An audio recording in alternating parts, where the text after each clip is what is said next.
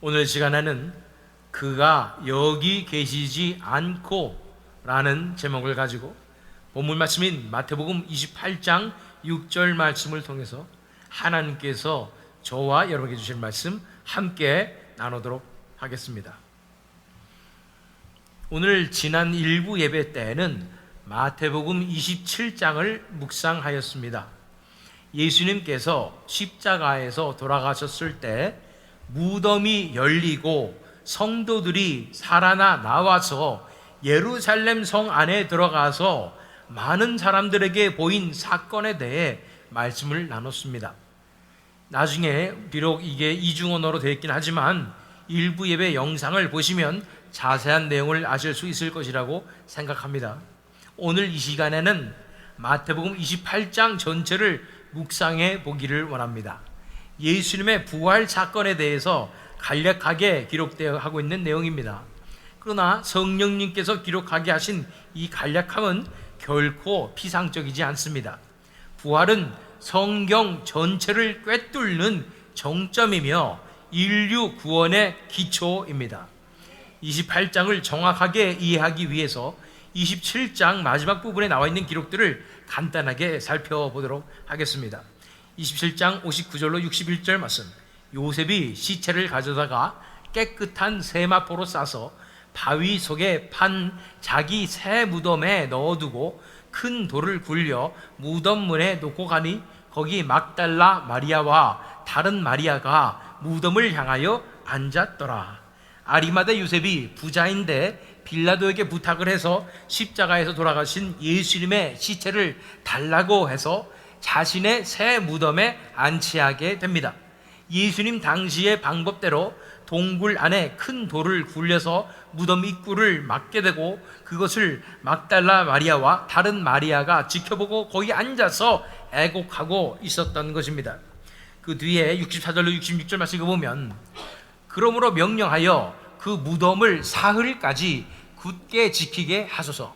그의 제자들이 와서 시체를 도둑질하여 가고 백성에게 말하되 그가 죽은 자 가운데서 살아났다 하면 후에 속임이 전보다 더 클까 하나이다 하니 빌라도가 이르되 너희에게 경비병이 있으니 가서 힘대로 굳게 지키라 하거늘 그들이 경비병과 함께 가서 돌을 인봉하고 무덤을 굳게 지키니라.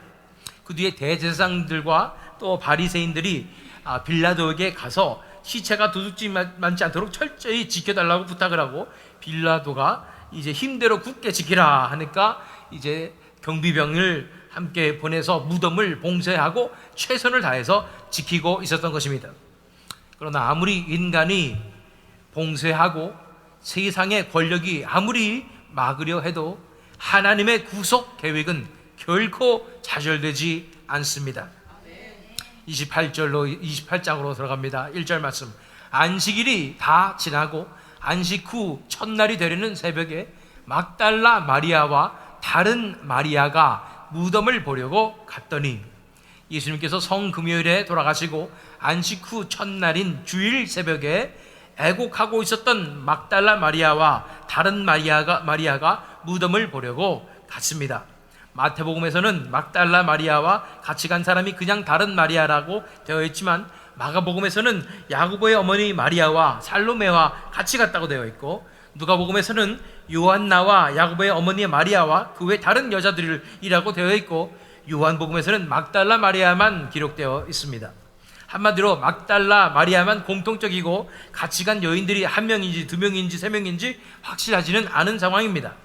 막달라 마리아에 대해서 어떤 사람들은 예수님의 12제자 못지않게 예수님을 따르던 제자였다고 말하고 또 다빈치 코드 같은 책에서는 최후의 만찬 그림에서 예수님 곁에 앉았던 사람이 막달라 마리아이다 라고 말하면서 예수님의 연인이었다고 묘사하지만 한 가지 확실한 것은 예수님을 진심으로 사랑했던 여제자였다는 것입니다. 다른 제자들이 자기 몸 숨기기에 바빠서 나타나지도 못하는 상황 가운데서 막달라 마리아는 여자로서 목숨을 걸고 예수님의 무덤가를 지키는 것입니다. 그렇기에 막달라 마리아의 모습이 그리스도의 신부인 교회를 상징하고 드러낸다고 말해도 과언이 아닐 것입니다. 우리 2절로 4절 말씀 읽어보면 큰 지진이 나며 주의 천사가 하늘로부터 내려와 돌을 굴려내고 그 위에 앉았는데 그 형상이 번개 같고 그 옷은 눈같이 희건을 지키던 자들이 그를 무서워하여 떨며 죽은 사람과 같이 되었더라. 그런데 놀라운 일이 벌어집니다. 27장에서도 땅이 크게 진동하였고 무덤이 열렸다고 말씀하고 있는데 28장에서도 부활의 아침에 큰 지진이 났다고 묘사하고 있는 것입니다. 그리고는 천사가 하늘에서 내려와 돌을 굴러내고 그 위에 앉았는데 그 형상이 번개 같고 그 옷은 눈같이 희었다고 말하고 있습니다. 이 묘사는 신적인 영광을 나타날 때 하는 묘사로서 천상의 존재의 권위와 권능을 가지고 천사가 내려왔음을 나타내고 있습니다. 이렇게 권위를 가진 빛나는 천상의 존재와 무서워하며 떨며 죽은 자 같이 된 경비병들의 모습에서 공의의 하나님의 역사가 방금 일어났음을 직감할 수 있습니다. 하나님의 공의의 심판의 역사가 일어난 것입니다.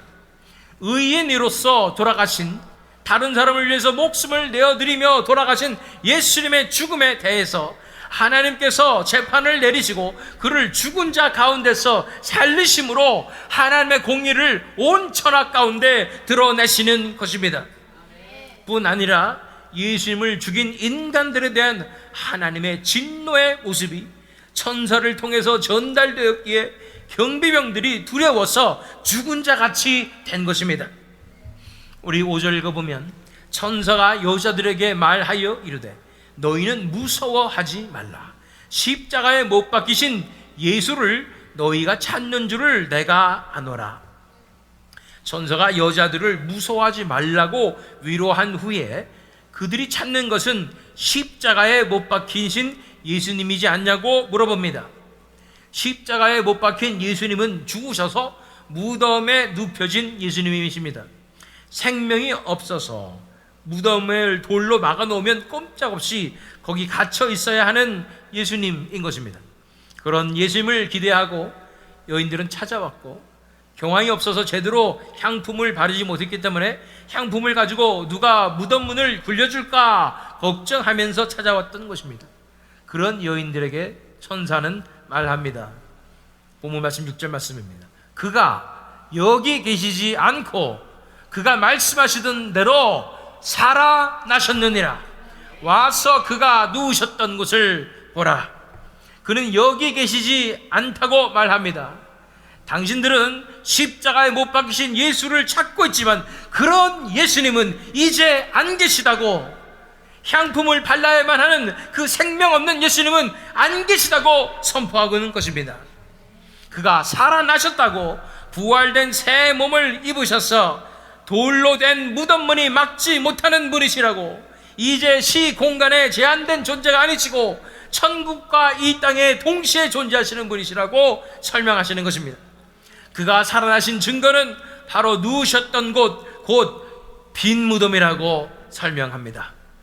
당연히 생명을 잃은 시체는 무덤에 있어야 하며 누웠던 곳에 그대로 있어야 하는데 예수님은 그곳에 계시지 않았습니다. 그는 부활의 생명과 몸으로 일어서신 것입니다. 오늘날 가톨릭 교회 가보면 아직도 예수님이 십자가에 매달려 있습니다. 그들은 돌아가신 예수님을 붙잡고 여인들처럼 울고 앉아 있습니다. 그러나 그것은 죽은 신앙입니다. 우리는 살아계신 주님을 바라보아야 하는 것입니다. 여기 계시지 않는다고 말씀하시는 것입니다. 우리는 지금도 살아 역사하시는 그리스도를 붙들며 그분과 실체적이고 친밀한 교제를 나누게 되는 것입니다. 우리 7절부터 8절 말씀 읽어볼까요? 또 빨리 가서 그의 제자들에게 이르되 그가 죽은 자 가운데서 살아나셨고 너희보다 먼저 갈릴리로 가시나니 거기서 너희가 배우리라 하라. 오라 내가 너에게 일렀느니라 하거늘 그 여자들이 무서움과 큰 기쁨으로 빨리 무덤을 떠나 제자들에게 알리려고 다름질할세. 그리고는 천사가 예수님께서 미리 말씀하신 것과 같이 갈릴리로 가 계신다고, 제자들을 거기서 만나실 것이라고 전하라고 합니다. 여자들은 무섭기도 하고 기쁘기도 한 소식을 하루빨리 알려주려고 달려갑니다. 이 두려움과 기쁨이 교차하는 경험이야말로 복음을 만난 자의 실존입니다.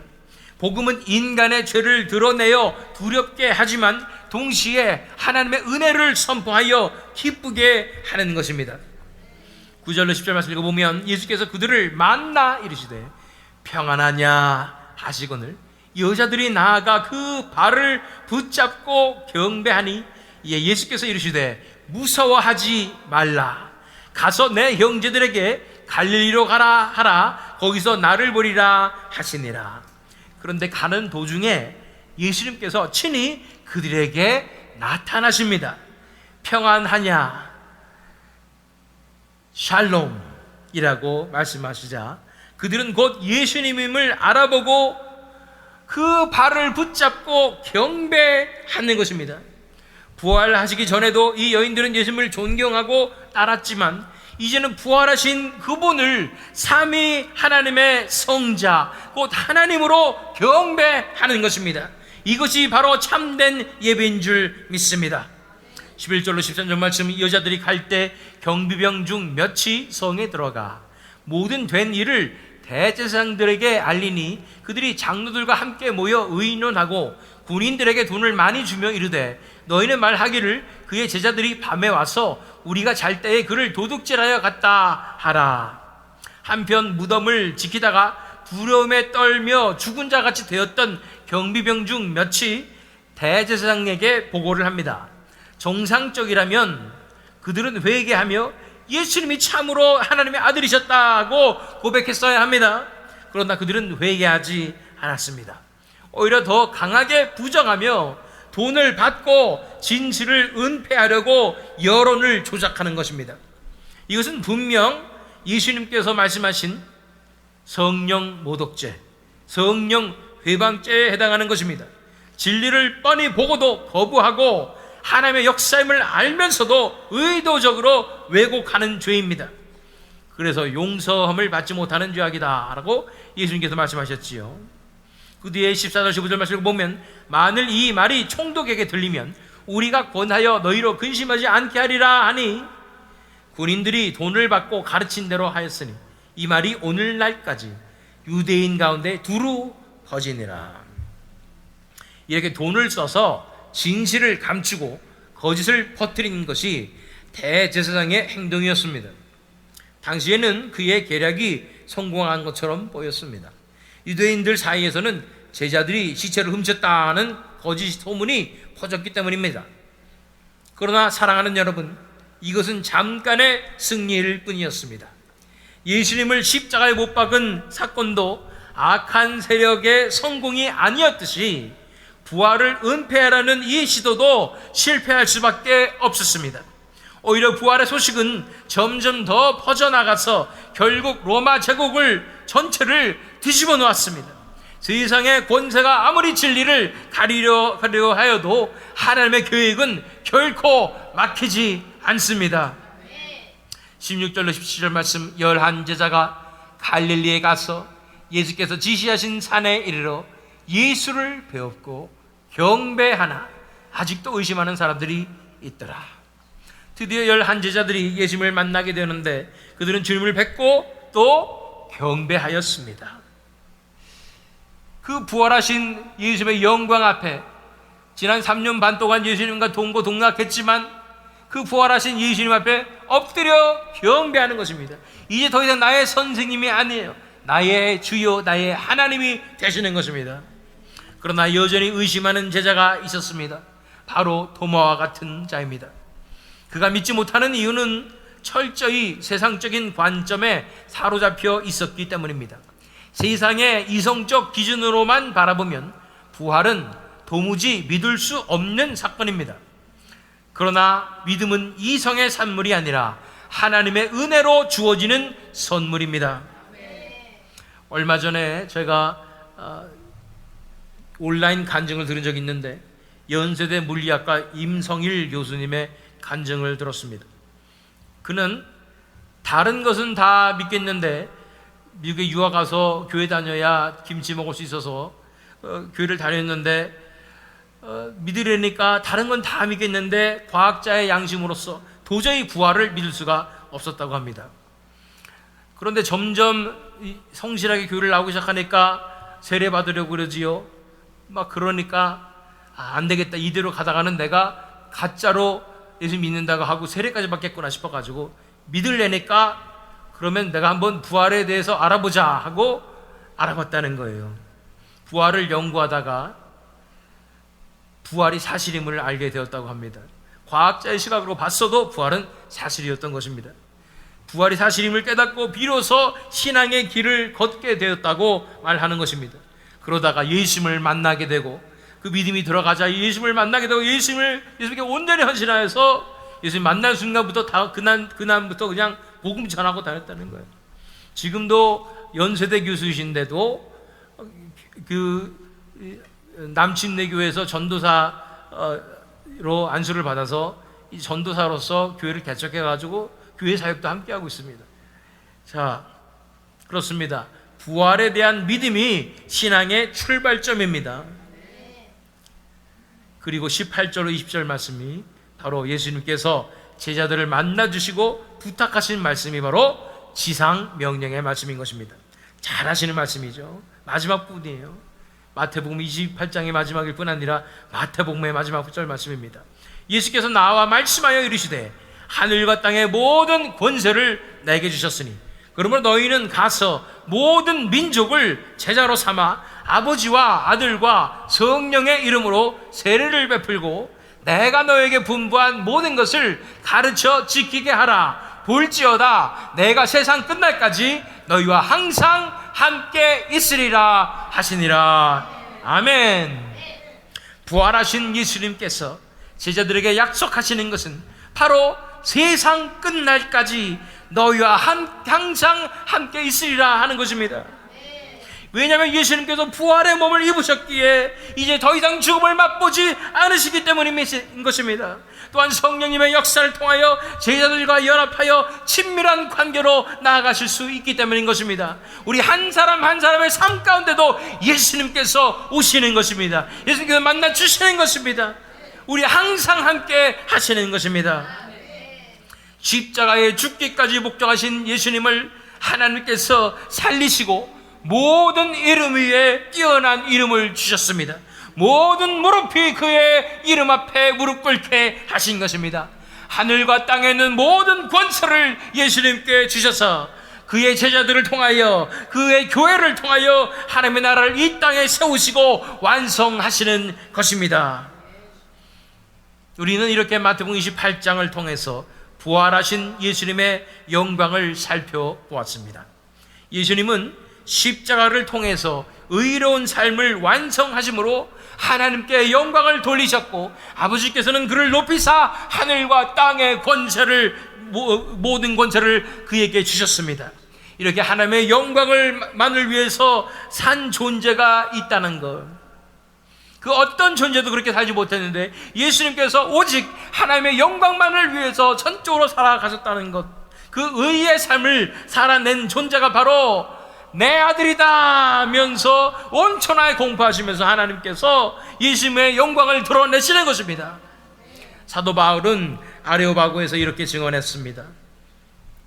사도행전 17장 31절에 이는 정하신 사람으로 하여금 천하를 공의로 심판할 날을 작정하시고 이에 그를 죽은 자 가운데서 다시 살리신 것으로 모든 사람에게 믿을 만한 증거를 주셨음이라 하니라. 그렇습니다. 예수 그리스도의 부활은 모든 인류가 반드시 하나님의 심판대 앞에 서야 한다는 확실한 증거입니다. 그날에는 의인은 의인으로 악인은 악인으로 구별될 것입니다. 그날에는 숨은 것이 드러나고 가려진 것이 폭로될 것입니다. 그날에는 어떤 권세자도 어떤 종교 지도자도 어떤 교리도 하나님의 심판을 피할 수 없습니다.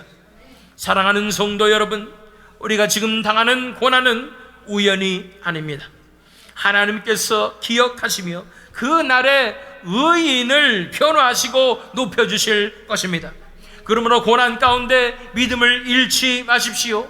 주님의 부활은 우리에게 위로가 될 뿐 아니라 그날 공의의 심판이 반드시 이루어질 것이라는 보증입니다. 마지막 날 심판의 주께서 의인들을 향해서 이렇게 말씀하실 것입니다. 의인들은 누구예요? 예수님만을 의지해서 예수님의 그 십자가를 붙잡고 사모하여서 그 예수님의 십자가가 내 십자가 되고 그 십자가에 나도 박히고 그 다음에는 예수님의 그 지신 그 십자가를 나도 지고 이제 예수님께 걸으신 그 십자가의 길을 나도 걷는 그 길로 예수님만을 의지해서 살아가는 사람들이 의인인 것입니다. 예수 믿는 자가 의인인 것입니다. 그 의인들에게, 그래서 고난 가운데 그 십자가를 지는 삶을 살아가는 그 의인들에게 마지막 날 이렇게 말씀하실 것입니다. 마태복음 29장 34절, 내 아버지께 복받을 자들이여 나와 창세로부터 너희를 위하여 준비된 나라를 상속받으라. 이것이 성도의 소망입니다. 세상은 우리를 버릴지라도 하나님은 우리를 결코 버리지 않으십니다.